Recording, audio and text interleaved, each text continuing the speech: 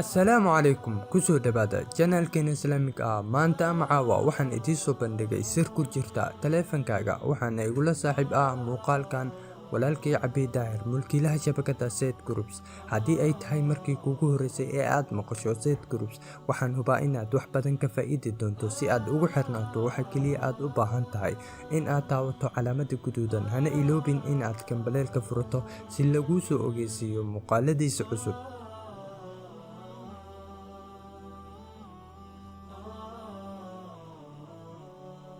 sirta koowaad waa 100 mode waxaad ku isticmaali kartaa moobilkaaga halkan adigoo soo yareynayo shaashada waxaa jiro laba qaab oo aad ku yareyn karto. qaabka koowaad hoos ayaad ka bilaabaysaa ilaa kor adigoo taabanayo shaashada. qaabka labaad 3 mar ayaad ku celcelinaysaa batanka. si aad u furato sirtan waxaad aadaysaa settings waxaad taabanaysaa advanced features haddana 100 mode waxaa ku soo baxayo laba qaab halka taleefanada kale aysan lahayn sirtan qaarna ay leeyihiin kaliya batanka.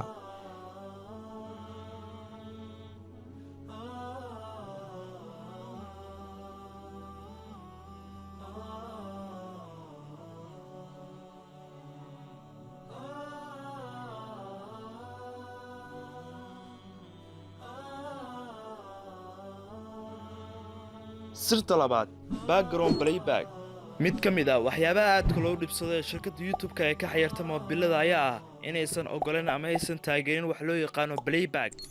tusaale ahaan adigoo ka daawanaysa muuqaal YouTube-ka haddii aad ka baxdid barnaamijka ama aad xirtid moobilkaaga waxaa halkaas ku istaagi doona muuqaalkii aad ka daawanaysa YouTube-ka. maxaa yeelay shirkadda YouTube waxay lacag ka samaysaa xayeysiimaha ku xiran muuqaalo badan oo la daawado waxay ka dhigan tahay helidda ay helayaan lacag aad u fara badan. haddii ay ogolaadaan future-kaani ma jiri doonto wax dakhli ah oo ku soo geli doona muuqaalada YouTube-ka. haddaba xalka ugu sahlan uguna saameynta badan ayaa ah inaad isticmaasho browserka Google Chrome. maxaa yeelay browserkan wuxuu ku ogolaan doonaa inaad sii dhegaysato muuqaalada adigoo isticmaalaya barnaamij kale ama shaqooyin kale aad ka qabanayso moobilkaaga. haddaba si aad sirtan uga faa'iidaysan waxaa soo furanaa Google Chrome waxaan tagi doonaa YouTube-ka.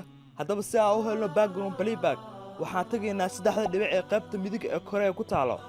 kadib waxaan furo doonaa halkay ku qoran tahay desktop site.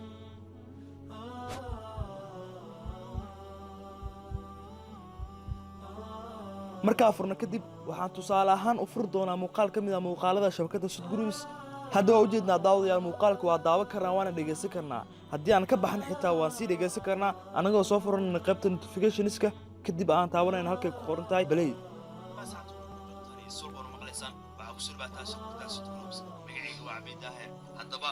bum waxaan rajaynaynaa sirta aad ka xiiso badan aad ka faa'iideen asxaabe.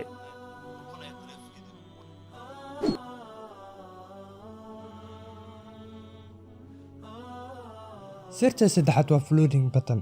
haddii aad jeceshahay inaad asxaabtaada la gasho selfie qurux badan laakiin faraha kuu saamaxin inaad gaarsiiso batanka haddaba furo sirtan adigoo aadaya settings kadib raadi floating button.